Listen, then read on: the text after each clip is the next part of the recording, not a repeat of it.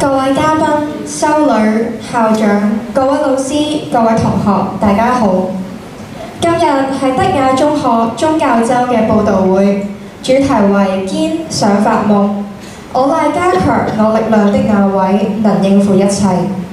好榮幸邀請到李守正先生為我哋主講。李先生畢業於香港鄧鏡波書院，隨後創辦咗慶麗苑製作室。希望透過宗教藝術同埋歷史物品作福傳嘅媒介，令青年人認識耶穌基督同埋聖鮑思高神父嘅精神，令生命充滿咗慶典同埋恩樂，讓生命充滿咗喜樂同埋恩典。而家讓我哋以熱烈嘅掌聲歡迎李守正先生。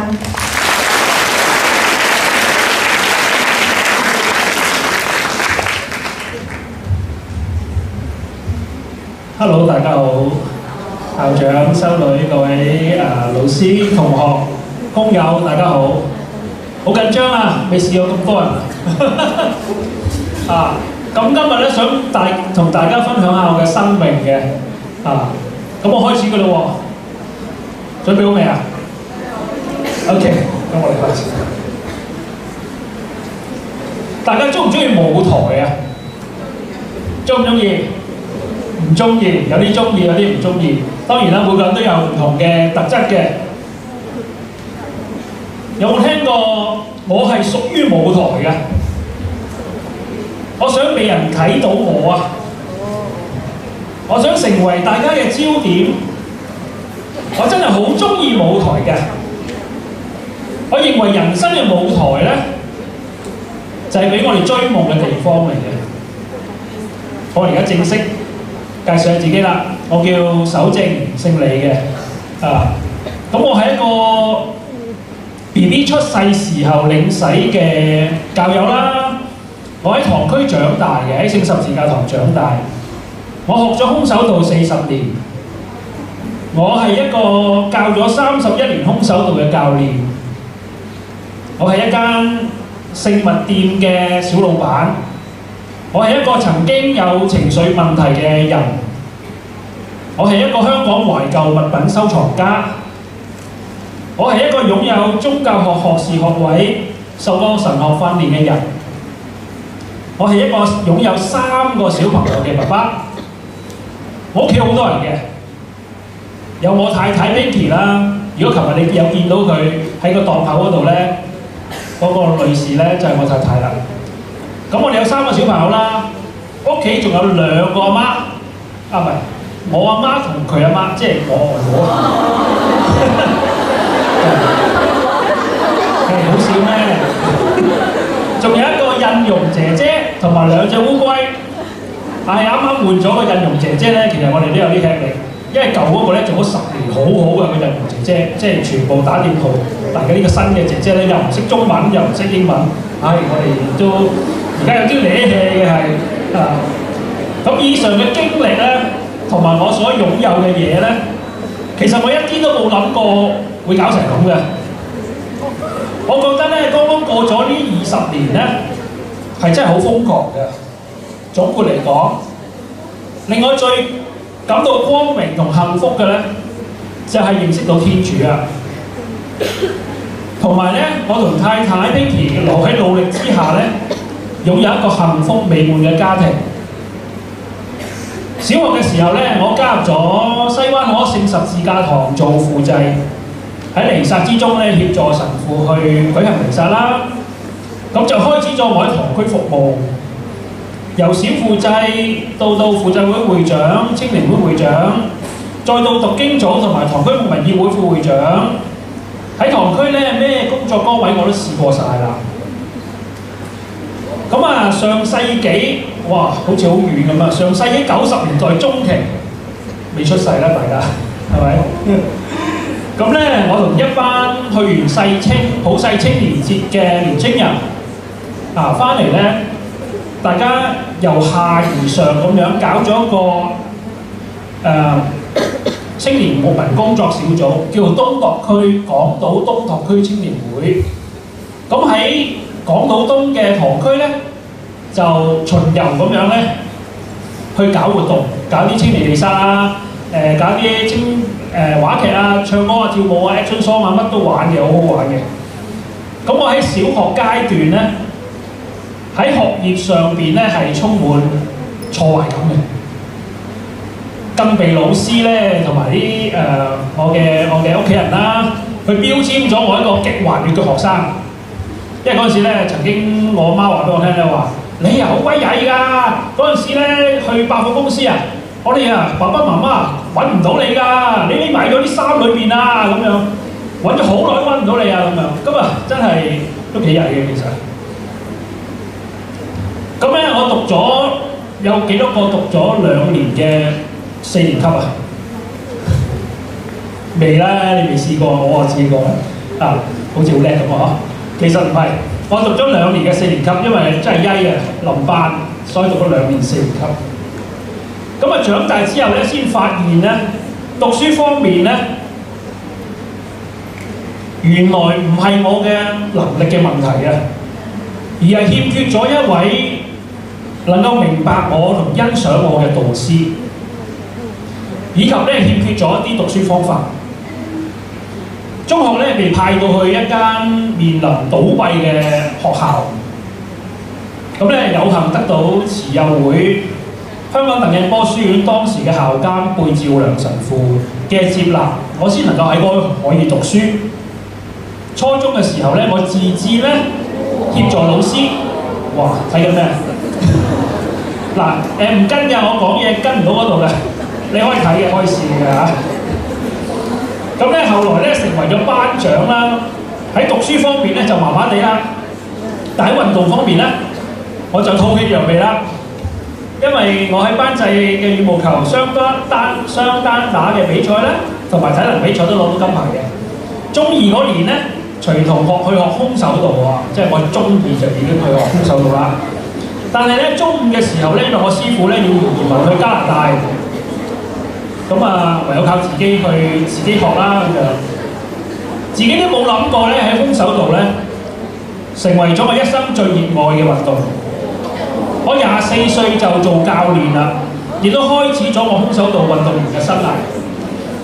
喺我不斷努力追逐我嘅空手道夢想咧，15年之後，2009年，咁我就同埋2個學生啦，就奪得咗男子對制型全港冠軍。同時間咧，我以39歲嘅高齡進入咗港隊首訓，哇！好誇張啊！呢個我諗都冇諗過。我曾經咧3次代表香港去打啲出外打比賽啦，其中1次咧喺全國空手道嘅比賽裏面攞咗銅牌。哇！39歲人同啲年青人一齊較量，嗰啲10幾歲啊、20歲啊，我都覺得好，我唔會覺得好醜㗎。我覺得好光榮㗎，所以好開心嘅，攞到有少少成績。但係最重要咧，即係我對於啲獎牌啊、獎杯啊，其實冇乜感覺嘅。最重要係乜嘢咧？就係我自己能夠對自己有個肯定，我能夠實現我嘅夢想。咁我學習空手道咧，就快40年啦。我24歲就執起教鞭，開設我嘅道場啦，以空手道去培育青少年。生命中咧能夠遇到一位好嘅老師咧，真係無憾嘅。大家有冇啊？大家有冇？好吸引啊！啲相好吸引啊！真係無憾嘅。如果遇到一個好嘅老師，我心目中咧有4個男人好緊要嘅喺我生命裏邊。咁啊，第一個咧就係我屋企嘅爸爸啦。我爸爸咧係我哋屋企嘅經濟支柱嚟嘅，佢曾經咧係個倉務員啦，亦都係個的士司機。而我媽媽同埋我媽媽咧都係好辛勞咁樣去湊大咗我哋。我爹哋媽咪咧細個，唔係細個，係年青嘅時候咧就加入咗聖約翰救傷隊服務㗎啦。佢哋服務咗差唔多成50年㗎啦已經。咁啊嗰陣時咧都曾經去過當時嘅港督府啦，去接受勳章啦。咁爹哋咧係我第一人生裏邊咧第一個良師嚟嘅。而第二個咧同中學嘅時期有關啊，就係我中學時候嘅英文老師，佢叫做歐啟宗老師 Edward Francis O'Neill， 歐 Sir 我哋叫佢歐 Sir。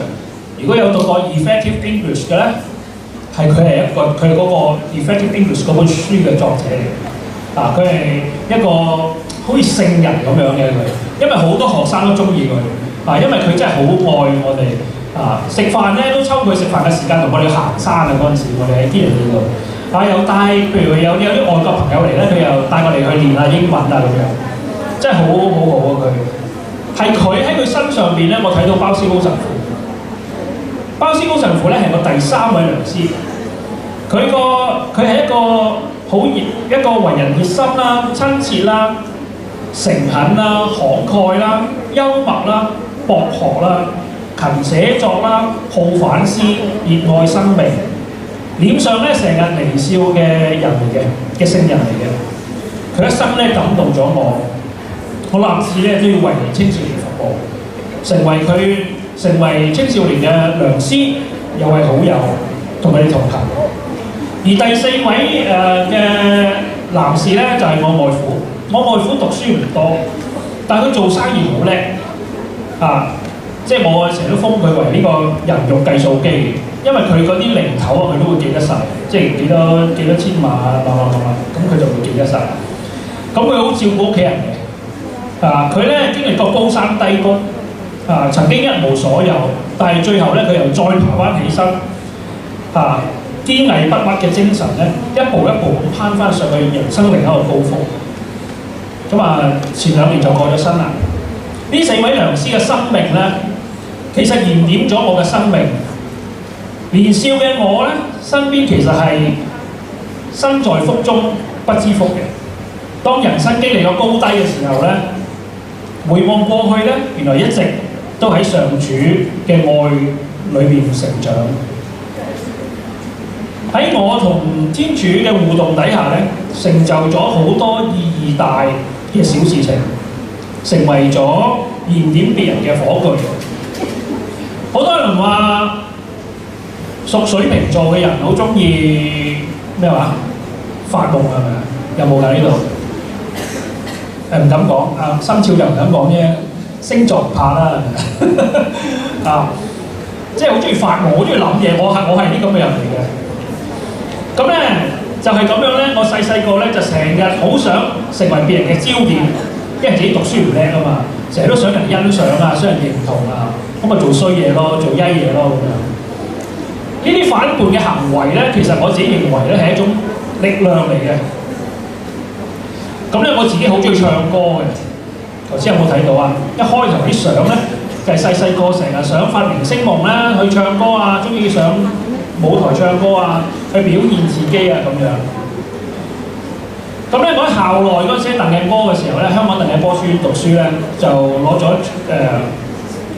校內嘅歌唱比賽嘅亞軍，咁有幸咧就代表自己間學校咧出去唱一啲聯校嘅音樂會啊咁樣，又參加過出面呢啲大細音樂會啦，音樂比賽啦咁樣，不過俾人叮走嘅通常都係。雖然咧我擁有一把唔錯嘅聲線啦，但可惜咧我屋企冇能力去俾錢我跟老師學唱歌，樣事咧只有自己學。呢個天賦咧喺舞台表演嘅能力咧，同埋天生愛追夢嘅性格咧，我冇因此而放棄嘅。我中5公開試咧，其實我公開試得英文1科合格嘅啫。跟住咧我就好快就出嚟社會做嘢啦。加入咗銀行啦，做見習生啦。喺見習生嘅同時咧，亦都去做一啲直銷員，去賣咩咧？去賣一啲家庭用品啊、個人護理用品啊、廚具啊、化妝品啊、護膚品我都有嘅，我都識嘅少少啦。但係咧，藉著我好多年喺教會嘅服務嘅經驗啦，累積咗呢啲經驗啦，我就轉咗去一間中學裏邊做牧民工作者，做咗2年。後尾咧再加入咗慈幼會李家堂紀念出版社，去推廣聖物啦，亦都係聖物同埋一啲書籍。同時咧我亦都喺聖神修院啦修讀宗教學學士學位課程。呢個就係人生嘅轉捩點。喺37歲嘅時候咧，我終於攞到我學術上面呢個肯定，即係話咩咧？肯定我讀得書嘅係冇方法啫，或者冇人欣賞其實我讀得書嘅。上主咧喺我身上邊嘅安排咧，實在係好奇妙。我空手道上邊咧揾到我一生中嘅最愛。而家 run 到去邊啊？其實小學生喺聖若瑟小學度讀書。我講挫敗感就係呢間學校，唔關間學校事嘅，係我自己嘅，唔關學校事嘅，係我自己衰我冇記性唔好因為以前啲嘢咧係要係咁記嘢嘅，我記嘢咧就好差嘅，所以成日咧你要俾老師咧罰留堂咧，我就成日練，我記唔到咁呢個樣又真係接受唔到，係咪啊？大家希望大家今晚唔好發惡夢啊！好啦，頭先我講37歲嗰年咧係好緊要嘅，因為我讀咗神學，我要加深我嘅信仰，去走緊天主。咁咧頭先我講咧就係、跟住就緊要啦。38歲我就娶老婆。頭先我話我喺空手道認識咗我太太冰潔咁咧佢係一個年輕貌美啦、賢良淑德嘅太太嚟嘅。咁佢就同我組織我嘅家庭。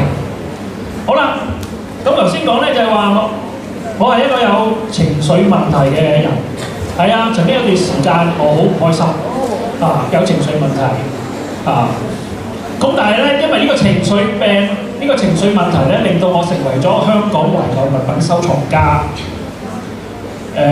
應該會再講多少少。咁我最早期咧喺灣仔南屋嗰度做展覽嘅，咁我做義工啦，做展覽啦因為好中意啲懷舊嘢發覺點解啲舊嘢咁即係揸住啲舊嘢咁開心嘅？睇翻啲舊相咁開心嘅，原來以前細個嘅時候嘅生活係咁簡單，咁容易得到快樂嘅，咁容易滿足嘅咁樣，所以一路都好開心，見到啲舊嘢就好開心。咁後期咧喺灣仔南屋做完展覽之後咧，就跟住陸陸續續有好多嘢玩咯喎。咁推廣香港懷舊文化啦。我嘅第一個展覽咧，頭先講咗啦，就係一個婚嫁嘅展覽。咁我喺展覽當中咧，喺啲媒體嘅訪問當中咧，我都注入咗天主教嘅婚姻觀同埋家庭觀嘅。我嘅宗教信仰咧，滲透咗我整個生命，亦都開始咗我喺商台903口水多浪花裏邊咧，做長達1年半嘅電台節目分享。嗰陣時同阿都姐少人之馬當道一齊做節目嘅，我諗係好早期嘅時候。講緊係好多年前就唔好講啦。咁咧當時咧正值係準備福來村慶祝50週年。福來村咧係荃灣第一個衛星城市嗰陣時啱啱好50週年。咁佢哋嘅區議員咧就揾埋我啦，一齊去搞一個大型嘅展覽。咁喺御景新城咧就設置咗5個場景，係即係重整翻福來村嘅屋村啦。有啲係茶樓啦，有影樓啦，有大戶人家嘅屋企啦、士多啦咁樣。咁我就用我啲收藏品咧去砌一啲咁樣出嚟。我就好中意砌一個環境出嚟俾人去經驗同感受嘅。好啦，咁咧跟住咧，呢個係其實係一個小小夢想嚟嘅，將我嘅舊物能夠同人哋分享。好啦，39歲啦，機緣巧合之下咧，我喺銅鑼灣波斯富街樓上鋪咧就開咗我而家呢間鋪頭啦，慶禮製作室。主要咧係推廣聖物啦，同埋做福傳同埋牧民工作。好啦，講翻家庭啦。結完婚之後，等咗一段時間啦。2012年，我嘅大女出世啦，大寶佢叫樂彤 Ellie 出世。呢個喜訊咧，其實係震撼咗我哋成個屋企嘅。孩子咧孩子咧就係家庭圓滿嘅標記嚟。第一次做爸爸媽媽嘅感覺真係好開心，好開心。第二次、第三次都好開心嘅其實。不過第一次咧就真係冇乜經驗嘅。嗰啲湊仔嗰啲未出攞。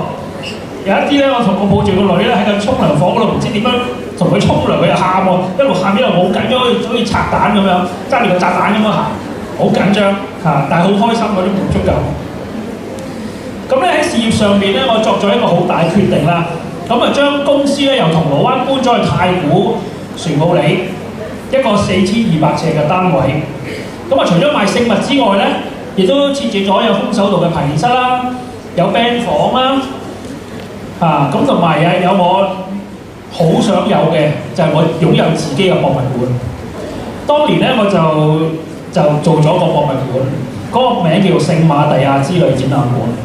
咁其實咧喺當時咧有成我諗3000人以上咧係嚟參觀過嘅，有啲團啊嚟參觀，咁我又做導賞，好開心去介紹一啲以前嘅文化係點啊！當然啦，我都後生啦，叫做嗰陣時啊，咁啊啲老人家就分享佢啲嘢，我都好中意聽啊！咁咧就好開心去分享以前人嘅生活同埋智慧，希望咧參觀者咧重拾人與人之間嗰份嘅簡單同埋純粹嘅關係，快樂嘅生活，有力咁樣去面對日後嘅挑戰。喺4年間咧，我真係接待咗有成幾千人咁啊好開心。咁啊因為租金太貴啦，而家係拆樓啦嗰度，即係嗰個大廈叫華夏工業大廈。如果你知道鰂魚涌嗰邊就拆啦而家。咁啊我哋要搬啦，咁啊搬細搞唔掂啦，太貴啦啲租。咁我哋都發覺原來喺香港開博物館係唔可能嘅，因為太貴啲租，根本我哋收20蚊啊、30蚊啊，咁啊電費都唔夠交咁樣。咁後尾冇搞啦，搞完啦。咁我就喺一間會播一播咧，就係一間會播一播咧，就係我博物館之前即係關閉之前咧，我拍咗個微電影嘅喺 YouTube 有個 channel， 咁大家可以一間欣賞。好啦，今日喺新冠疫情咧好難過啦，我諗大家都係啦。為我嘅生意咧有好大打擊啊！公司面臨咧執笠。我由一個2500尺嘅單位，再去到一個1500尺嘅單位，生活同經濟上邊咧都面對好多壓力，同埋有史以來嘅艱難，其實都唔知點嘅。但係上主咧又對我好好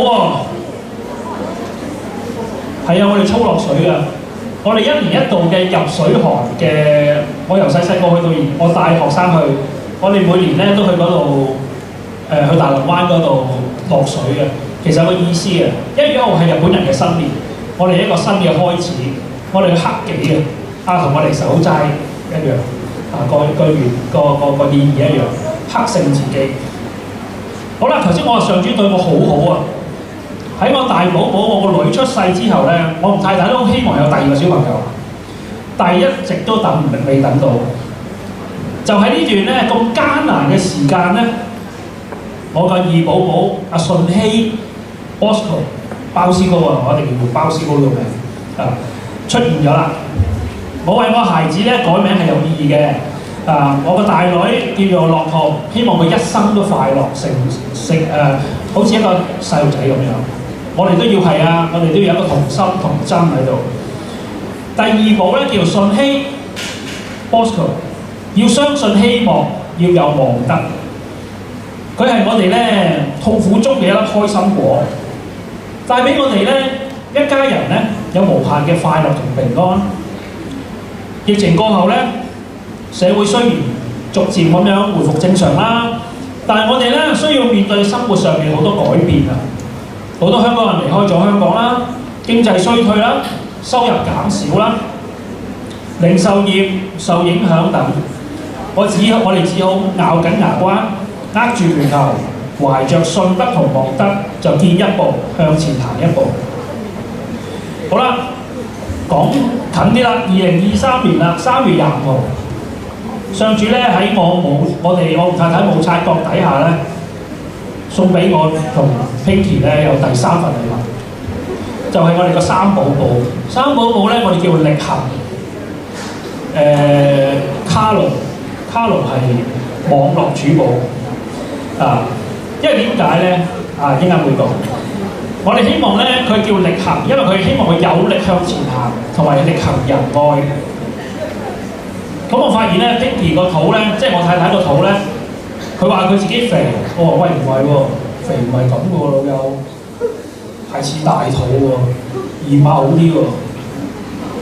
咁啊真係驗下啦，喂，好咦有間喎咁樣，喂唔得，佢要婦科咯，再 check 一 check，哇一照有手有腳嘅，啊幾多個月咧好綠，即係佢都唔知以為自己肥，哇個 B B 已經有手有腳，哇跟住好震驚啦！我哋當然第3個寶寶啊，咁咧冇辦法啦，我哋都係信賴天主嘅安排，我哋胸前掛個勇字，衝啊咁啊就去面對呢個挑戰。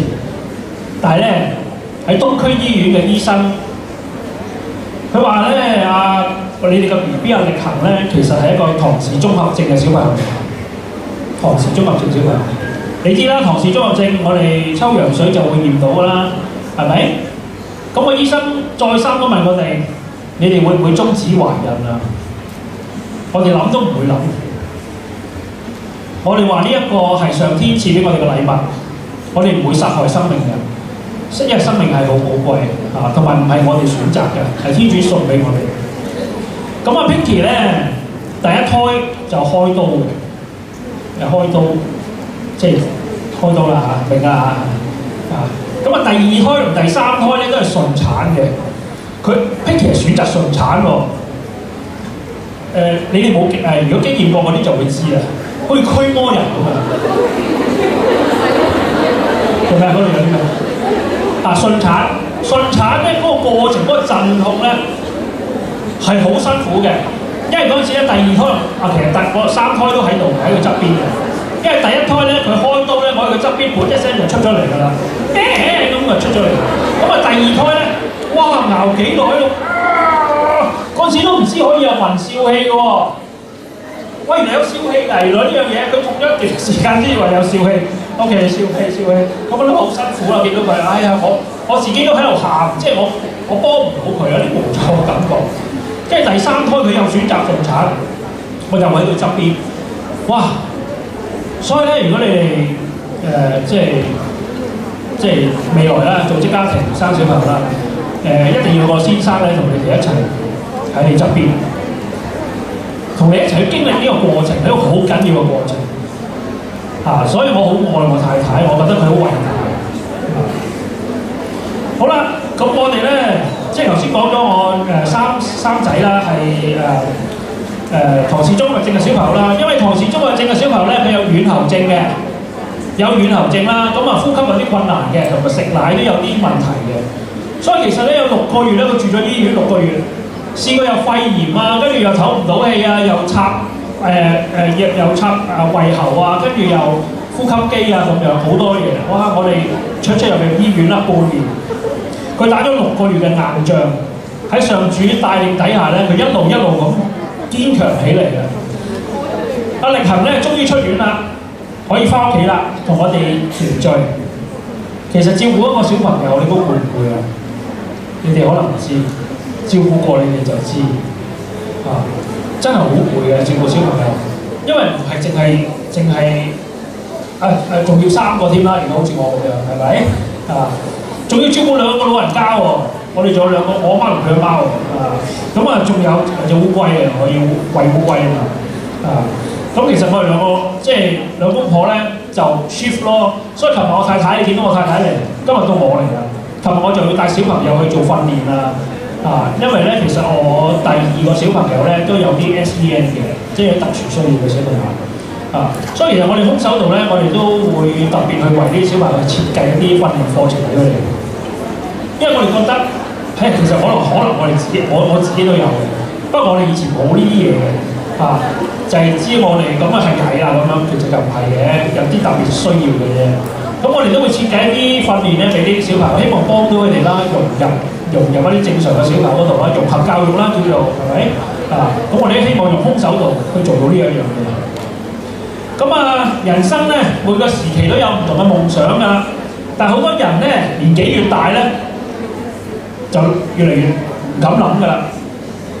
但係咧，我咧就仍然保持一份童真同童心，呢樣係好緊要嘅。我哋要同小朋友玩，咁咧你要當自己係小朋友，其實我哋真係小朋友嚟嘅啫。耶穌成日都叫我哋要向小朋友學習嗰份嘅純潔啦，嗰份簡單啦。嗰份容易快樂啦、滿足啦，咁咧喺生活裏邊咧揾翻一啲生活嘅情趣啦，一啲趣味啦，繼續去探索呢個世界啦，去尋求自己更多嘅可能性。好啦，講到呢度，我有冇夢想嘅咧？有，因為我深信咧，上主咧一直同我一齊行，帶我走向希望同埋光明。我亦相信咧，我香港人嘅堅毅不屈嘅精神咧，能夠跨越一個又一個艱難嘅時間。我認為咧，反叛咧係一種能力嚟嘅。我成日都話我係反叛啦，我就用呢個反叛。我記得關俊棠神父，我哋上去堂嘅時候，佢講過一樣嘢就係叫正面不甘心。正面嘅不甘心，即係話我哋用呢一個不屈堅毅嘅精神咧，喺正面嘅方面咧去做咁咧，我認為咧，反叛係一種抗逆嘅前行嘅能力嚟嘅。任何人咧都可以追求大大細細嘅夢想，只要我哋熱愛我哋嘅生命，愛惜自己啦，忠於自己啦，相信自己啦，再加上對天主嘅信靠咧，我哋要常懷希望，勇於嘗試，夢想成真唔會離你好遠嘅啫。我認為生命咧係有色彩嘅，係活得豐盛同有意義嘅。時間而家呢個鐘係咪啱嘅咧？啱嘅，仲有5分鐘。係啦，好啦，天主其實咧，頭先我話俾你聽，我中意舞台嘅，我有做話劇啦，頭先有睇到係咪啊？我中意做話劇啦，中意啲舞台嘢都啱我㗎啦。我中意做司儀啊，中意講嘢啦，又中意表演啦，中意扮女人啦，係咪？有睇到啦，係咪？純粹係扮嘅嚇，冇咩特殊癖好嘅嚇。好啦，天主話啦，守正，好啊！你既然你咁中意舞台，想人睇到你啊嘛，你就喺你嘅信仰上邊去為我作證，參與我嘅救贖工程啦。各位兄弟姊妹，其實天主好公平㗎，每個人咧，無論你有冇錢，都要面對時間，有限嘅時間，都要面對生老病死。究竟我哋人生最終係想要啲乜咧？有人話有錢咩都買到，其實唔係嘅，其實好天真嘅咁諗。我自己最大嘅夢想咧係幸福嘅生活，每日生活得平安同埋喜樂，時時刻刻被愛所包圍。有句説話，找到天主就係福中之福，因為天主係愛嘅根源，因為天主係我哋最強嘅避難所，亦都係我哋最強嘅後盾。希望而家我哋可以睇一睇片，睇一睇嗰個微電影。其實啲相係咪播晒㗎？已經去到，其實我冇度過嘅，因為太多。其實去到邊個 G 啊？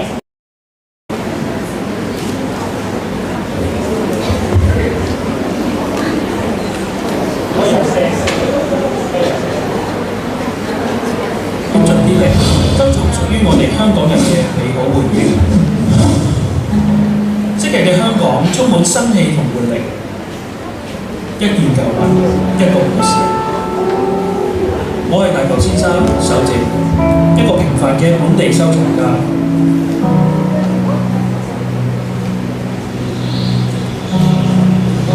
每次做訪問，啲人都會問我點解開始收藏，其實源於一個情緒病。以前喺出版社工作，因為人事問題壓力好大，我開始喺屋企尋寶。喺舊唱片同舊物中揾翻好多開心同幸福嘅回憶，令我可以暫時抽離一下緊張嘅生活。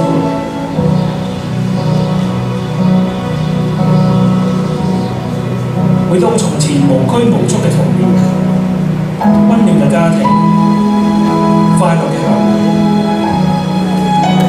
上一代嘅人，佢哋明白到所有嘢都唔係理所當然，而係得來不易。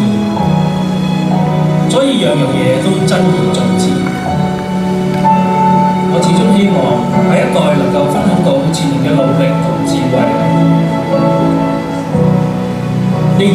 衫俾個老婆婆送俾我，話自己過咗身之後，屋企人會當垃圾咁掟咗，交咗俾我就好似放下心頭大石咁。原來我可以做多一啲，為其他人去保留舊愛嘅故事。2009年開始，我嘅公司慶麗苑製作室成立，同年亦都將我嘅收藏品喺灣仔南屋香港故事館同人分享。2012年，我嘅聖瑪利亞之旅展覽館開幕。我最大嘅滿足唔係名利，而係見到每個人同舊物相遇嗰份久別重逢嘅笑容。其實我好想見到我哋嘅香港人開心啲，喺面對無奈同逆境嘅時候，希望大家記住呢6個字：簡單就是快樂。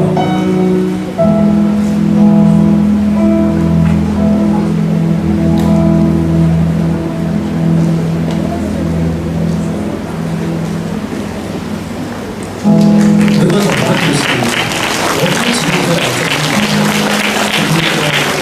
唔係佢唔得嘅故仔，而係裡面所表達嘅核心價值，能唔能夠滋養到我哋嘅生活，令你更加平安、更加喜樂。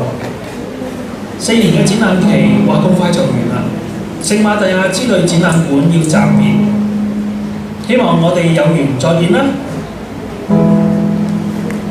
我係大道先生首席，一個平凡嘅本地收藏家。呢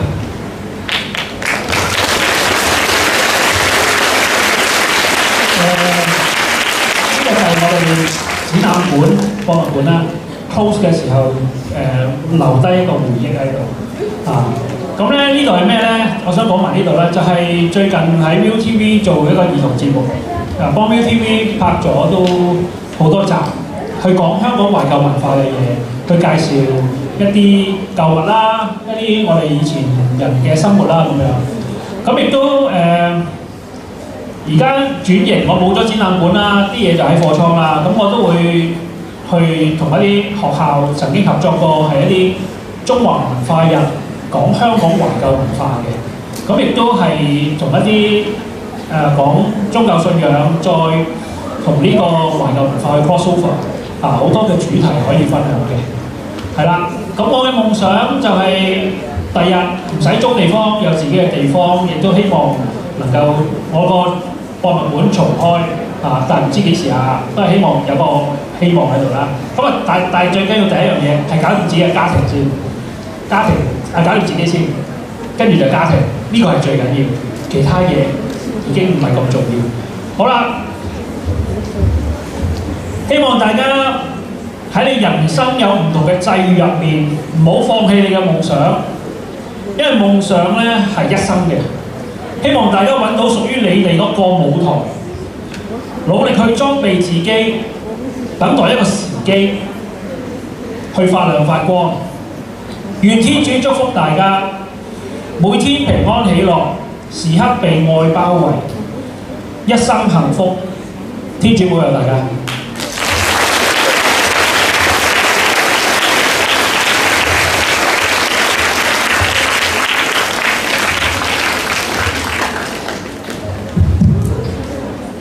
李先生一生勇於追夢，堅毅不屈，與主同行。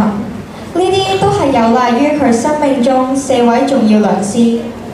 李先生喺上主嘅愛中成長，成為燃點別人嘅火炬，啟發咗我哋都要努力追夢，肯定自己嘅能力，相信天主嘅計劃。希望在座各位同學都會堅持發夢同埋追夢，發揮所長，榮神益人。而家有請天主教同學會主席何子琪同學致送紀念品，有請兩位。